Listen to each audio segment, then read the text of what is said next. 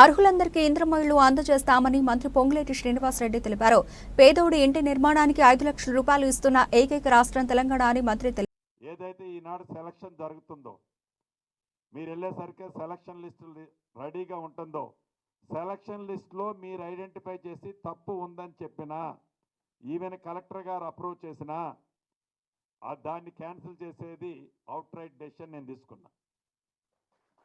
Yes ఏడిచ్చింది తప్పు ఉంది sir, ఇతను భూమి ఉన్నోడు, ఇతను డబ్బులు ఉన్నోడు, ఇతనికి మనోళ్ళు ఏదో లోపాయకారి ఒప్పందం చేసుకొని ఇల్లు ఇచ్చారు అని ఒక నా చెల్లినో ఒక నా తమ్ముడో ఎస్ ఇక్కడ తప్పు జరిగిందని మీరు నాకు జస్ట్ మీకు నా డైరెక్ట్ ఒకటి టోల్ ఫ్రీ నెంబర్ ఇస్తాను.